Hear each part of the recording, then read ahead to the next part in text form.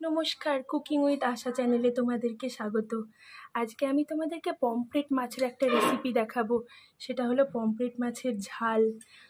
আর এটা কিন্তু খুবই অপূর্ব খেতে হয়। আর তোমরা জানো তো যে পমফ্রেট মাছ একটা সামুদ্রিক মাছ, আর এই মাছে কিন্তু প্রচুর পরিমাণে ভিটামিনস এবং মিনারেলস আছে। আর এই প্রসেসে করলে না একদম অনুষ্ঠান বাড়ির মতন খেতে লাগে। আর এই জন্য তোমরা কিন্তু এই রেসিপিটা দেখতে থাকো। তো এখানে দেখো আমি পমফ্রেট মাছগুলোকে ধুয়ে নুন হলুদ মাখিয়ে নিয়েছি। বাজার থেকে মাছটা কেটেই নিয়ে এসেছিলো। আর এখানে নিয়েছি সর্ষে, পোস্ত, কাঁচা লঙ্কা আর টমেটো দিয়ে মিক্সিতে পেস্ট করে নিয়েছি। এখানে ধনেপাতা কুচিয়ে নিয়েছি আর গোটা কাঁচা লঙ্কা নিয়ে নিয়েছি। আর ফোড়নে আমি দেবো কালো জিরে, আর রান্নাটা আমি সর্ষের তেল দিয়ে করব। এবার গ্যাসে আমি কড়াই বসিয়ে নেব। গ্যাসে আমি কড়াই বসিয়ে নিয়েছি, কড়াইটা এখন গরম হয়ে গেছে। এখন আমি এতে সর্ষের তেল দিয়ে দেবো মাছ ভাজার জন্য। তেলটা এখন খুব ভালো করে গরম হয়ে গেছে। এখন আমি এতে মাছগুলো দেব।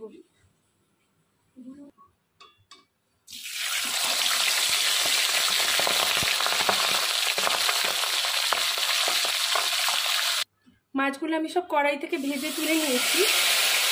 এবার এই তেলে আমি প্রথমে কালো জিরেটা দিয়ে দেব।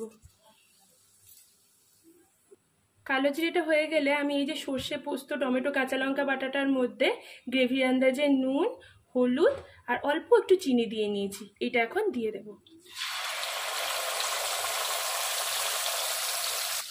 দিয়ে আমি বেশিক্ষণ কষাবো না, এই 2 মিনিট মতন কষাবো। ঠিক বেশিক্ষণ কষালে সর্ষেটা পুড়ে গিয়ে কিন্তু তেতো খেতে হয়ে যায়। এখন আমি গোটা কাঁচা লঙ্কাগুলোও দিয়ে দেব। 2 মিনিট হয়ে গেছে। এখন আমি জল দিয়ে দেবো এর মধ্যে। জল আমি গরম করে রেখেছিলাম, সেই গরম জলটা আমি এর মধ্যে দিয়ে দেবো। এবার ঝোলটা ফোটা অবধি অপেক্ষা করব। ঝোলটা এখন ফুটে গেছে। এখন আমি এতে মাছগুলো দিয়ে দেব। মাছগুলো দিয়ে আমি আবার একটু কিছুক্ষণ ফোটাবো, এই 2 মিনিট মতন ফোটাবো মাছগুলো দিয়ে। ঝোলটা এখন ফুটে গেছে। এখন আমি এতে প্রথমে ধনেপাতা দিয়ে দেব আর অল্প একটু সর্ষের তেল দিয়ে দেব। দিয়ে আমি গ্যাসের ফ্লেমটা অফ করে দেবো। আমি প্লেটে ঢেলে নিয়েছি সার্ভ করার জন্য। ঠিক এই রকমভাবে তোমরা কিন্তু পমফ্রেট মাছটাকে অবশ্যই ট্রাই করো, আর কেমন হয় আমাকে জানিও। আর লাইক, কমেন্ট, শেয়ার করো, আমার চ্যানেলটাকে সাবস্ক্রাইব করো, আর বেল আইকনটাও কিন্তু প্রেস করতে ভুলো না আমার নিত্য নতুন রেসিপির আপডেট পাওয়ার জন্য। ধন্যবাদ।